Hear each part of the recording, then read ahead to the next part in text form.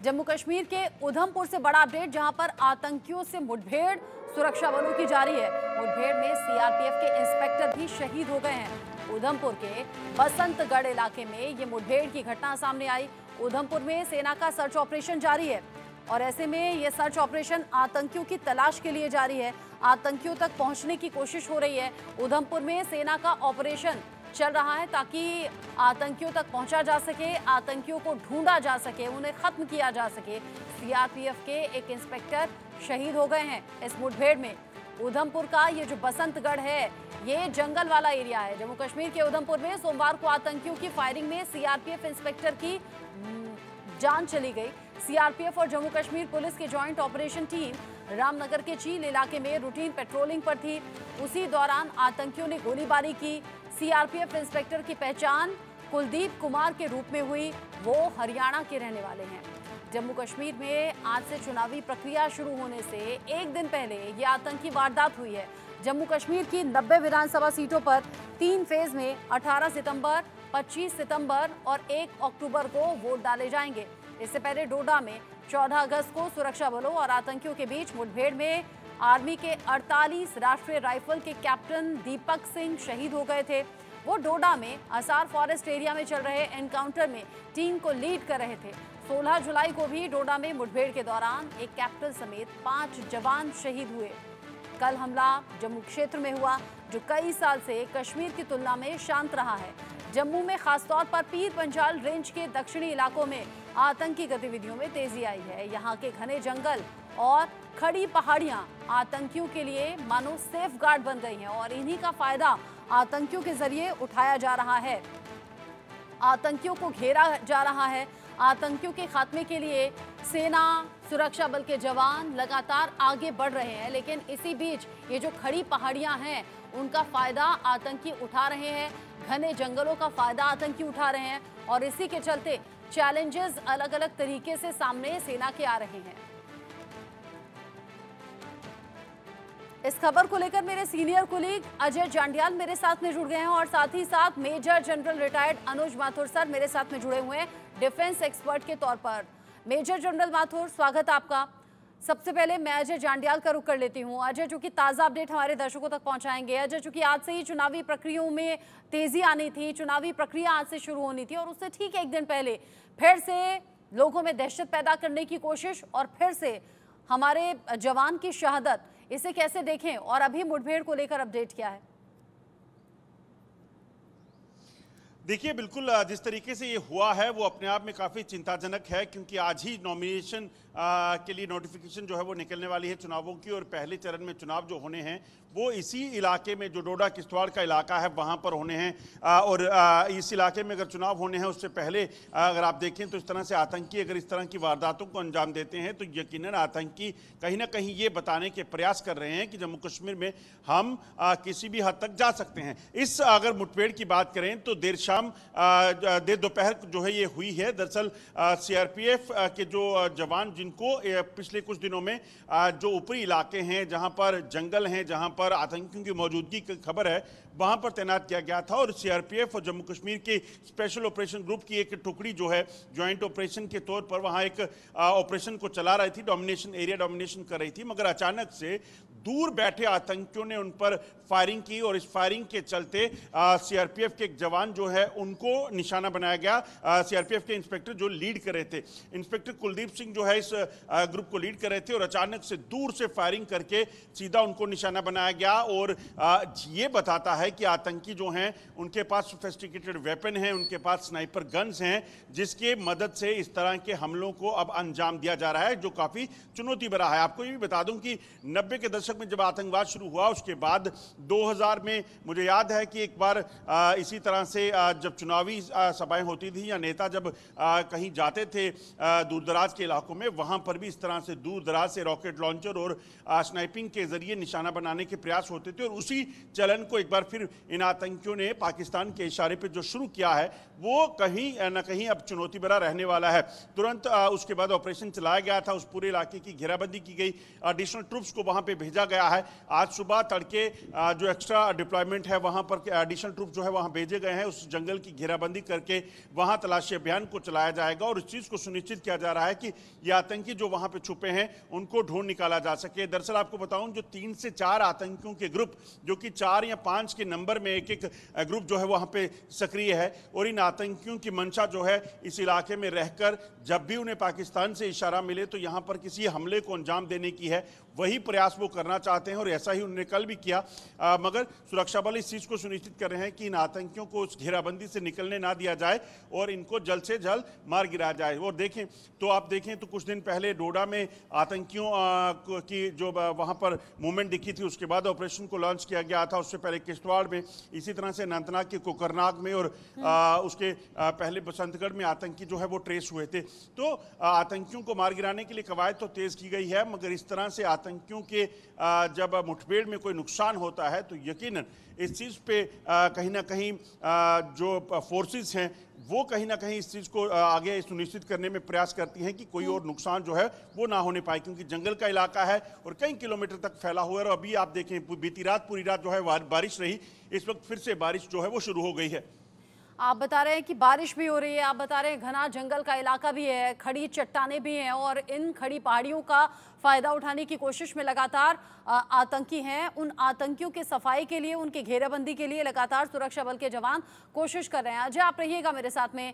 Major general Mathur, आज से चुनावी प्रक्रिया शुरू होनी थी, तेजी उसमें आनी थी। विधानसभा इलेक्शन, विधानसभा चुनाव के जो रिजल्ट्स हैं, माफ कीजिए, जो तारीखें हैं वो सामने आ गई हैं। रिजल्ट 4 अक्टूबर को सामने आएगा।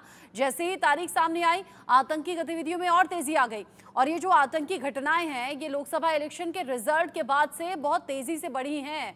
क्या समझे इसके पीछे? देखिए रचना, शुरू से मैं ये बात बताता चला आ रहा हूँ, क्या हो रहा है कि जिस तेजी से नॉर्मलसी घाटी में खास करके आई है, वो कहीं ना कहीं पाकिस्तान को उससे बहुत परेशानी हो रही है। पाकिस्तान पहले ये इस गफलत में था कि शायद वहां पर नॉर्मलसी नहीं है और वहां पर एक्टिविटीज हो रही हैं, लेकिन जिस प्रकार से पिछले कई दिनों से हम लगातार, कई महीनों से लगातार देख रहे हैं कि यात्रा सफलतापूर्वक हो गई। 5 अगस्त को वो कुछ नहीं कर पाए, 15 अगस्त को वो कुछ नहीं कर पाए, 19 अगस्त को वो कुछ नहीं कर पाए।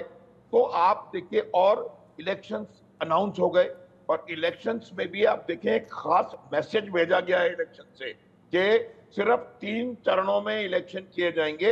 अर्थात भारत का जो एडमिनिस्ट्रेशन है, भारत का जो सोच है वो ये है कि हालात वहां पर नॉर्मल है और हम सिर्फ 3 चरणों में इलेक्शन कर सकते हैं। सिक्योरिटी की सिचुएशन वहां पर ठीक है। एक बहुत बड़ा मैसेज उससे भी गया था। ये देखिए कि पाकिस्तान किसी हालत में नहीं चाहेगा यहाँ पर इलेक्शंस भी ठीक तरीके से हो जाएं, तो इसीलिए वो समय समय पर इस प्रकार की घटनाओं को अंजाम दे रहे हैं। आप देखें, पिछली वाली जो घटना हुई थी उसमें एक हमारे अधिकारी ने बहुत बहादुरी से लड़ते हुए शहादत दी थी, लेकिन 4 टेररिस्ट को मार गिराया गया। तो लगातार टेररिस्ट के ऊपर दबाव है और उनके ऊपर दबाव दोनों तरफ से है। उनके ऊपर दबाव हमारी तरफ से टेक्टिकल लेवल पे, मिलिट्री लेवल पे दबाव है उनके ऊपर, और उनके ऊपर पाकिस्तान से लगातार कुछ ना कुछ हरकत करते रहने के लिए, ताकि ये दिखाया जा सके कि, उसकी मैं वजह बताऊंगा। 3 चीजें, वो 3-4 चीजें वो देख रहे हैं उसमें क्या करना चाहते हैं। तो वो उन दबावों के चलते आप देखिएगा कि आने वाले कुछ दिनों में कुछ ज्यादा लोग वो बाहर निकलने की कोशिश करेंगे, इंसिडेंट करने की कोशिश करेंगे, और मुझे पूरा यकीन है कि जैसे ही वो अपनी एक्टिविटी बढ़ाएंगे, हम उनको, सेनाएं जो है उनको नैप करके और उनको एलिमिनेट करने की परिस्थिति में है। आज यही वजह रही है कि वहां से खबर आ रही है हमारे। 4 चीजें वो लोग इसमें देखना चाहते हैं रचना। पहली चीज तो वो ये है कि दहशत इसलिए फैलाएं ताकि वोटर घर से ना, ये मैं आपको यकीनी तौर पर बता सकता हूं कि इतना कोई कुछ नहीं हुआ है जो कि वोटर को घर से निकलने में डेटर करे, पहली बात। दूसरी चीज है, वो ये बताना चाहते हैं कि परिस्थिति यहाँ पर नॉर्मल नहीं है। लेकिन ये भी आप देखेंगे कि जिस प्रकार से वहां पर लगातार उनको नुकसान होता चला जा रहा है, वो उनके लिमिटेड नंबर्स हैं, 70-80 लोग हैं और उनमें से आधे मेरे ख्याल से एलिमिनेट हो चुके हैं। और इतने लोगों को इतने बड़े जम्मू कश्मीर में आप देखिएगा हरकत करने की आवश्यकता पड़ेगी। अभी हमारे को इंफॉर्मेशन बेहतर रहेगी, क्योंकि हमें मालूम है कि अब चूंकि इलेक्शन का एक्टिविटी शुरू हो गई है, तो वो कहां कहां पर हमले करेंगे, ये इंफॉर्मेशन हमारे पास बेहतर आएगी। और आप देखेंगे आने वाले समय में अच्छा बहुत जल्दी माथुर सर, चूंकि आप कह रहे हैं कि एलिमिनेट करेंगे, इलेक्शन को देखते हुए आतंकियों ने इन घटनाओं में इजाफा किया है, लोगों में दहशत पैदा करने की कोशिश है। देखिए आप और हम तो यहाँ दिल्ली में बैठे हुए हैं, हम इन घटनाओं को दूर से देख रहे हैं, सुन रहे हैं, तो ये फिक्र है कि आगे कैसे इलेक्शन होंगे, कैसे लोग बिना दहशत के घर से निकलेंगे, कैसे वोटिंग में पार्टिसिपेट करेंगे। और जो चुनावी अधिकारी होते हैं उनके लिए अलग चैलेंजेस है, प्रशासन के आगे अलग सिरदर्द होगा कि लोगों को घर से निकालना भी है, उन्हें आश्वस्त करना भी है कि आप सेफ सिक्योर है। जब घटनाएं बहुत बढ़ गई हैं तो इन पर रोकथाम होगी कैसे? जो मन में दहशत घर कर जाएगी उसे दूर कैसे किया जाएगा? रचना, मैं आपको यही बताने का प्रयास कर रहा था, दहशत उतनी नहीं बैठी है किसी के भी दिल में। अभी भी आप देखेंगे कि कहां पर उन्होंने वो लोग हमले कर पा रहे हैं। किसी भी ऐसी पॉपुलेशन वाली जगह पर आकर के वो कोई एक्टिविटी नहीं कर पाए, चाहे वो घाटी हो चाहे वो जम्मू हो। एक आध वो बस के ऊपर हमला हुआ, उसको एक दो इंसिडेंट्स को आप छोड़ें, लेकिन वो भी तो मेरा ये मानना है कि अभी कोई ऐसा लेवल नहीं आया है जिससे कि वोटर के दिल और दिमाग में दहशत बैठे। ठीक है, यानी आप कह रहे हैं कि लोग किसी भी तरीके से यहाँ दहशत में है नहीं। अजय जांडियाल मेरे साथ में है। अजय, वोट से चोट करने की कोशिश लगातार आम लोगों की है और इसीलिए विधानसभा इलेक्शन की जो मांग है वो पिछले काफी वक्त से उठ रही थी। जम्मू कश्मीर के लोग ये चाहते थे हम अपना चुना हुआ जनप्रतिनिधि लाएं, हमें भी अपनी सरकार मिले और यहाँ की चीजें भी स्टेबल हो सकें। अब जब आतंकी गतिविधियों में इजाफा आया है, आम लोगों में चर्चा किस तरह की है? देखिए बिल्कुल, वोट पर चोट जो है, वोट के जरिए चोट जो है, आपको बता दूं कि वो पाकिस्तान को हो चुकी है, क्योंकि पार्लियामेंट चुनावों में जब भारी मात्रा में वोटिंग हुई और ऐसे इलाकों में लोगों ने बढ़ चढ़ कर भाग लिया जहां कभी जिंदगी में वोट नहीं डाले थे लोगों में, वो चोट पाकिस्तान को हुई। उसी चोट के कारण पाकिस्तान ने एक बार फिर से जम्मू कश्मीर को दहलाने की कोशिश जो है वो शुरू की। आप देखिए किस तरीके से पहले पुंछ और राजौरी में हमले हुए, उसके बाद ये सिलसिला शुरू हुआ और डोडा, किश्तवाड़, अब कठुआ, रियासी, उधमपुर, इन इलाकों में मासूम बच्चों तक को निशाना बनाया जा रहा है। आप देखिए मासूम बच्चे जो यात्रा के लिए आए थे, उस बस पर आतंकियों ने हमला किया और उन मासूम बच्चों को तक को नहीं बख्शा। सेना का एक जवान, उसका भाई उसके घर में थना मंडी में जो है उसकी हत्या जो है घर में घुसकर आतंकियों ने की। ढांगरी में वो 7 हिंदू जो अपने घरों में थे, अलग अलग घरों में आतंकी घुसे और उनको निशाना बनाया। ये साफ दिखाता है कि पाकिस्तान की बौखलाहट किस लेवल तक चली गई है। पाकिस्तान को पता है कि मेरे यहाँ पर जो लोग रहते हैं जम्मू कश्मीर के, जो जम्मू कश्मीर पीओके जो इलाका पड़ता है, वहां पर जो लोग हैं उन लोगों को खाना नसीब नहीं हो पा रहा, वहां राशन की किल्लत है, वहां आटा 250 रुपए किलो बिकता है। तो जम्मू कश्मीर में 24 रुपए 25 रुपए किलो आटा मिलेगा तो उनके लोग भागी होंगे ही होंगे। इस चीज से बचने के लिए पाकिस्तान ने इस तरह की कवायद रची कि कहीं ना कहीं किसी न किसी तरीके से जम्मू कश्मीर को दहलाया जाए और इसीलिए ये आतंकी हमले तेज हुए हैं। सुरक्षा बलों को तो निशाना बनाने के प्रयास वो करते हैं, मगर आम लोगों को निशाना बनाने का मकसद जो पाकिस्तान का है वो सिर्फ ये है कि पाकिस्तान किसी भी तरीके से जम्मू कश्मीर में हालात खराब कर सके, जम्मू कश्मीर में अशांति को फैला सके। और दुनिया जब जम्मू कश्मीर को देखे तो इस नज़र से ना देखे कि वहाँ G20 होता है, वहाँ 2 करोड़ से ज़्यादा सैलानी आते हैं, यहाँ पर पावर प्रोजेक्ट हो, एम्स हो, रोड हो, सड़कें हो, ये चीज़ें बन रही हैं, बल्कि इस चीज़ को लेकर देखें कि जम्मू कश्मीर में हालात जो हैं वो ख़राब है, वहाँ आतंकी घटनाएं हो रही हैं। ये चीज़ें जो बताती हैं वो बताती हैं कि कहीं ना कहीं पाकिस्तान बौखलाया किस कदर है और पाकिस्तान की मंशा जम्मू कश्मीर को अशांत करने की है, मगर सुरक्षा बल लगातार तैनात हैं। आपको बताऊं कि पिछले कुछ दिनों में राजौरी हो, पुंछ हो, रियासी हो या फिर कठुआ हो, डोडा पुंछ का इलाका हो, यहाँ पर बड़ी तादाद में सुरक्षा बलों को तैनात किया गया है और जंगल के इलाकों में जहाँ पर आतंकियों की मूवमेंट को देखा गया था वहाँ पर रखा गया है। अत्याधुनिक इक्विपमेंट्स के जरिए, ड्रोन के जरिए, नाइट विजन डिवाइसेस के जरिए उन आतंकियों की मूवमेंट को ट्रेस किया जा रहा है ताकि कहीं भी अगर हरकत मिले तो उस पर कार्रवाई हो। कल भी जिस टुकड़ी पर हमला हुआ है, इन जो सुरक्षा बलों के जवानों को इसलिए वहां रखा गया था था, ताकि उस जंगल के इलाके में बसंतगढ़ में जहां पिछले कुछ समय में आतंकी घटनाएं हुई हैं, वहां पर इन आतंकियों को जो है मूवमेंट अगर दिखे तो इन पर कार्रवाई हो सके। जिस तरीके से आप बता रहे हैं कि चप्पे चप्पे पर निगरानी है और लगातार आतंकियों को खदेड़ने की कोशिश, इस कोशिश को और ज्यादा तेज किया जा रहा है आने वाले इलेक्शन को देखते हुए भी। मेजर जनरल माथुर, अगर लोकसभा इलेक्शन के रिजल्ट आने के ठीक बाद से ये हरकतें बहुत ज़्यादा बढ़ गई हैं, अगर कश्मीर से हटकर अब जम्मू में ये घटनाएं बढ़ी हैं, तो इसके पीछे भी कोई स्ट्रैटेजी होगी कि कश्मीर जैसे इलाके में जब बार बार इन गतिविधियों को अंजाम देने की कोशिश हुई, भारत विरोधी गतिविधियों में आतंकी लिप्त रहे तो उन्हें नाकाम किया गया, आतंकियों को खदेड़ा गया, ऑपरेशन ऑल आउट के जरिए आतंकियों का सफाया भी हुआ, इसीलिए जम्मू रीजन को चुना गया है क्या? और अभी चुनाव में ये घटनाएं और ज्यादा बढ़ेंगी, ये आतंकियों की सोच और पाकिस्तान की सोच हो सकती है? हाँ बिल्कुल रचना, आपका बहुत सही आकलन है। देखिए पीर पंजाल जम्मू रीजन को और कश्मीर की घाटी को अलग करता है। पीर पंजाल के साउथ में बहुत अच्छा एंटी टेरर ग्रिड एस्टेब्लिश्ड था, लेकिन वो एंटी टेरर ग्रिड, देखिए मैं बताता हूँ एंटी टेरर ग्रिड का सबसे बड़ा एडवांटेज क्या होता है कि वो उनके जो कंपनी ऑपरेटिंग बेसिस होते हैं, वो ऑपरेटिंग बेसिस जहां पॉपुलेशन सेंटर्स हैं, जो गांव हैं या और छोटे छोटे जगह हैं, वहां पर उसके साथ लोकेटेड होते हैं, ताकि गांव वालों को उनसे सिक्योरिटी का आभास हो और वो अपनी कार्रवाई सही प्रकार से कर सकें। और उन एंटी टेरर ग्रिड जो कंपनी ऑपरेटिंग बेसिस हैं, उनके पास उनका अपना एक ह्यूमन इंटेलिजेंस नेटवर्क होता है। गांव वाले आकर के उनको कोई भी अनयूजुअल घटना होती है, मैं रहा हूं बसंतगढ़ में भी रहा हूं, कश्मीर घाटी में भी रहा हूं, वो वहां पर उनके पास खबरें लगातार आती रहती हैं किसी प्रकार की अनयूजुअल हरकत की। अब क्या हुआ है कि आपकी दो बड़ी forces line of actual control पर ड्यूटी देने के लिए वहां से शिफ्ट किए गए। मैं फिर बता रहा हूं रचना, उस शिफ्ट करने से ये नहीं हुआ कि वहां पर हमने अपनी सिक्योरिटी को कमजोर कर दिया, लेकिन जो नया ट्रुप आता है उसको अपना पूरा एस्टेब्लिशमेंट करने में और पूरा वहां पर अपना सही प्रकार से कैसे उनके इंफॉर्मर्स होंगे, कैसे उनके पास खबरें आएंगी, उसको एस्टेब्लिश करने में समय लगता है। तो ये इस बात का फायदा शायद पाकिस्तान उठाना चाह रहा है, क्योंकि मैं फिर बता रहा हूं आपको, पाकिस्तान की सबसे बड़ी समस्या ये है कि वो कश्मीर घाटी में कुछ कर नहीं पा रहा।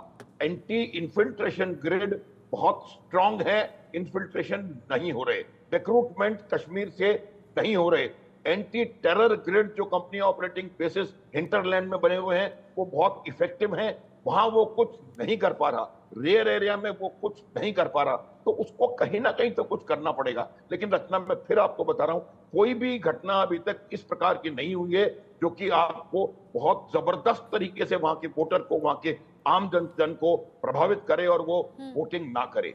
पाकिस्तान डेस्परेट है। एक और चीज मैं बताऊंगा, उसकी एक वजह यह है कि जब पाकिस्तान ऑक्युपाइड कश्मीर में आप देखिए, वहां के लोगों को कहीं से पिछले 70-80 साल में डेमोक्रेसी क्या होती है इसका कुछ भी पता नहीं है, और अब आज बिकॉज ट्रांसपेरेंसी है वो इधर देख पा रहे हैं, तो उनको लग रहा है कि यार डेमोक्रेसी होती है, उनकी भी आवाज होती है जो कि सुनी जाती है, और ये इस प्रकार की तो वो अगर यहाँ वो नहीं हो पाया तो पीओके में उसका रेपरकशन होगा और बहुत गजब का रेपरकशन होगा, ये बात मानिए रचना आप। और यही वजह है कि वो बहुत डेस्परेट हैं, बहुत ज्यादा उनको परेशानी है और बहुत बौखलाए हुए हैं और इस प्रकार से हरकत करने का प्रयास कर रहे हैं। रचना, आप कह रहे हैं कि आतंकी बौखलाए हुए हैं, उधर पाक अधिकृत पीओके का जिक्र आप कर रहे हैं, वहां बेसिक सुविधाएं लोगों के पास नहीं है, अपने अधिकारों को लेकर लोग सड़कों पर हजारों की संख्या में आते हैं, पाकिस्तानी सेना ऐसा है जुल्म ज्यादती उन पर करती है,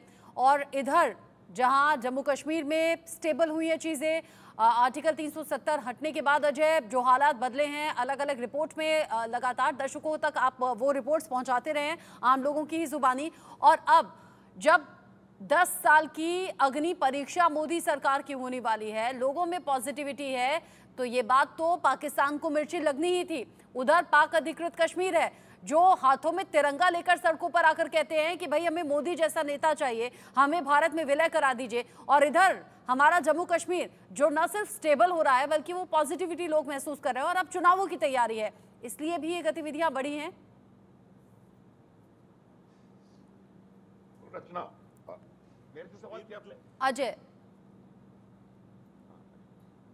जी, जिस तरीके से जम्मू कश्मीर में हालात बने हुए हैं वो हालात दरअसल इस तरह से हैं कि एक तरफ शांति हो गई, एक तरफ आतंकवाद का जो है वो लगातार कम हुआ। अलगाववादी नेता जो पत्थरबाजी करवाने के लिए या फिर हमले करने के लिए लगे हुए होते थे, उन अलगाववादी नेताओं को जो है जब उन पे कार्रवाई हुई और पता चला कि वो कैसे पाकिस्तान से आए पैसे का इस्तेमाल जो है अपने बच्चों को विदेश बेचने और यहाँ के बच्चों को जहन्नुम भेजने के लिए करते थे, उन जो ड्रग्स वहाँ आती हैं उसके लिए वो लोग जिम्मेदार थे, तो ये साफ बताता है कि पाकिस्तान तो एक्सपोज हो गया था। पाकिस्तान जिस राग को अलापता था कि जम्मू कश्मीर में युवाओं के साथ बर्बरता होती है, जम्मू कश्मीर में युवा जो है उनको सुरक्षा बलों उनको प्रताड़ित करते हैं, वो सच्चाई तो कुछ और निकली। पाकिस्तान इस प्रताड़ना के पीछे था।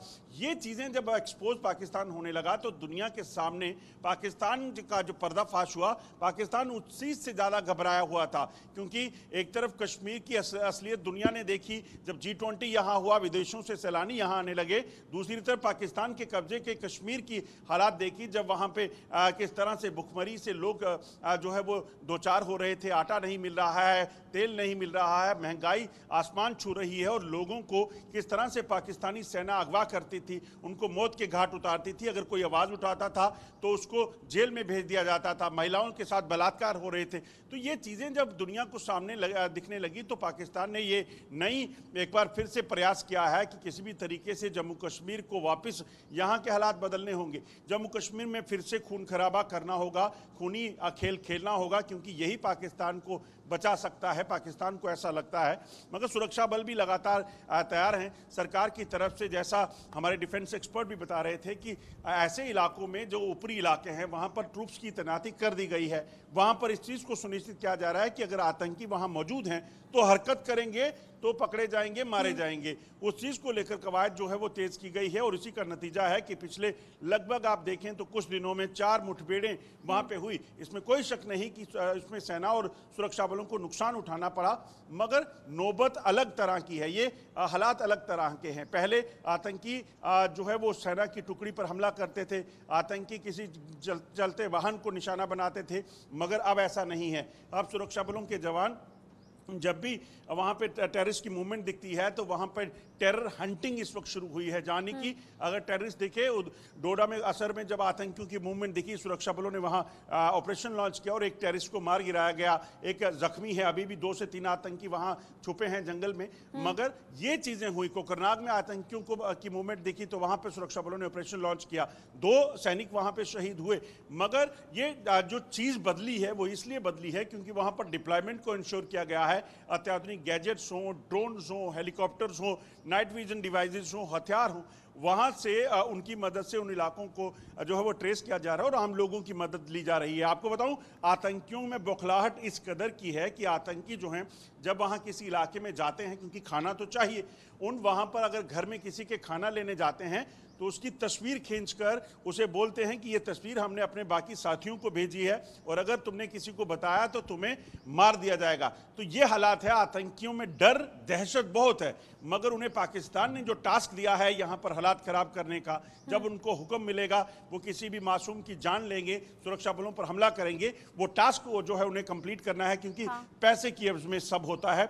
ये जिहाद हो जिसको नाम दिया जाता है, इस्लाम का नाम दिया जाता है, ये कुछ नहीं है, सिर्फ और पैसे के नाम पर वहां पर ये खरीदे हुए वो लोग हैं जिनको पाकिस्तान यहां भेजता है ताकि यहां पर आतंकी हमले कर सके, यहां पर लोगों में दहशत पैदा कर सके। जब हाकिमुद्दीन को पकड़ा गया दिलों में दहशत घर करेगी तो लोग घरों से नहीं निकलेंगे, अपने अधिकार नहीं समझेंगे, वोटिंग में हिस्सा नहीं लेंगे और हालात सामान्य कभी नहीं हो पाएंगे। ये कोशिश है रह रहकर, और इसीलिए ये हमले बढ़ रहे हैं या फिर आतंकी गतिविधियों में इजाफा देखा गया है। लेकिन सुरक्षा बल के जवान 24 घंटे 7 दिन मुस्तैदी से न सिर्फ इनका सामना कर रहे हैं बल्कि सफाया भी करने के लिए कदम आगे बढ़ा रहे हैं और लगातार सर्च ऑपरेशंस अलग अलग हिस्सों में जारी हैं।